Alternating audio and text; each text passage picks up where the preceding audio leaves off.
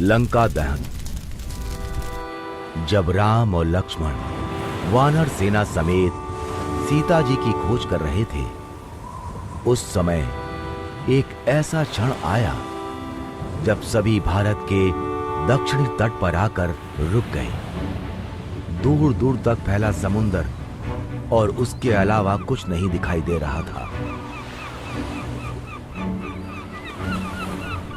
तब हनुमान समुद्र के ऊपर से उड़ते हुए सीता को ढूंढने लंका पहुंचे। लंका पहुंचकर वो सीता की तलाश करने लगे। कहाँ है माता सीता? तभी उन्हें अशोक वाटिका दिखाई दी।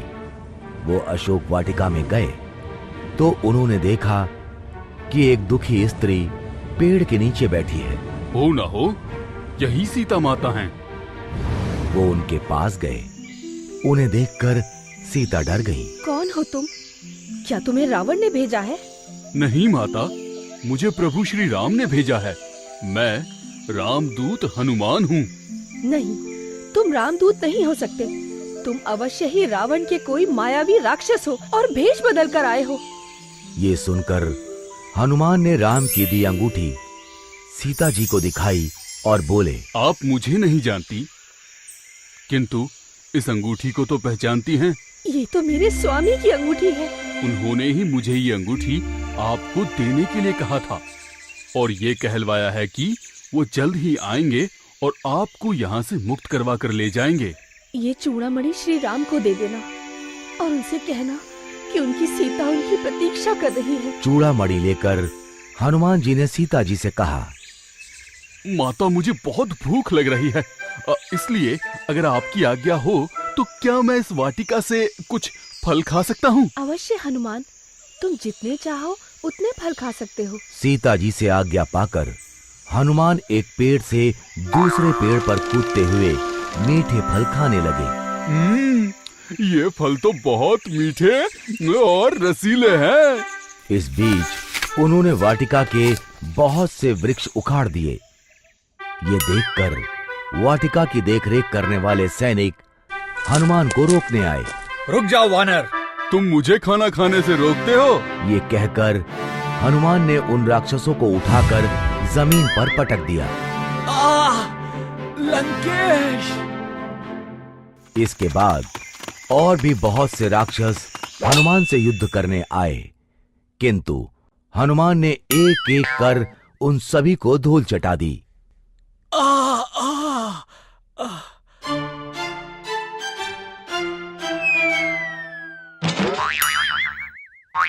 बचाइए लंकेश! ये सूचना जब लंका के राजा रावण के पास पहुंची तो उसने अपने पुत्र अक्षय से कहा, पुत्र अक्षय, तुम अभी जाओ और उस वानर को पकड़कर मेरे समक्ष लाओ। जो आज्ञा पिताजी। अक्षय राक्षस सेना के साथ वाटिका पहुंचा और हनुमान को ललकारते हुए बोला, लंकेश के पास जाने के लिए तैयार हो जाओ वानर। उससे पहले तुम यमराज के पास जाने के लिए तैयार हो जाओ। ये कहकर हनुमान ने अक्षय को पैरों से पकड़ा और जमीन पर पटक कर उसे मार दिया। जय श्री राम! ये देखकर अक्षय के साथ आए राक्षस डर कर वहाँ से भाग गए। लंकेश! लंकेश! अपने पुत्र अक्षय की मृत्यु की सूचना सुनकर रावण और भी क्रोधित हो गया। उसने अपने श्रेष्ठ पुत्र मेघनाद से कहा, पुत्र मेघनाद, उस उदंड वानर को पकड़कर मेरे समक्ष लाओ। मैं स्वयं उसे दंडित करूंगा। जो आज्ञा पिताजी। मेघनाद कुछ राक्षसों के साथ वाटिका पहुंचा।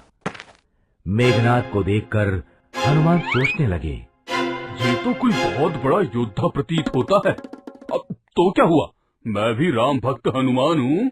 ये सोचकर हनुमान ने एक पेड़ उखाड़कर मेघनाद की तरफ फेंका। जय श्री राम! पेड़ मेघनाद के ऊपर जा गिरा और वो मूर्छित होकर जमीन पर गिर गया। कुछ देर बाद मेघनाद उठा और हनुमान से युद्ध करने लगा, किंतु हनुमान बहुत आसानी से उसकी हर माया को काट देते। जय श्री राम। अंत में मेघनाद ने ब्रह्मास्त्र का आवाहन किया। ओम ब्रह्माय नमः। ब्रह्मास्त्र को देखकर हनुमान सोचने लगे, ये तो ब्रह्मास्त्र है, इसे काट कर मैं ब्रह्मा जी का अपमान नहीं कर सकता।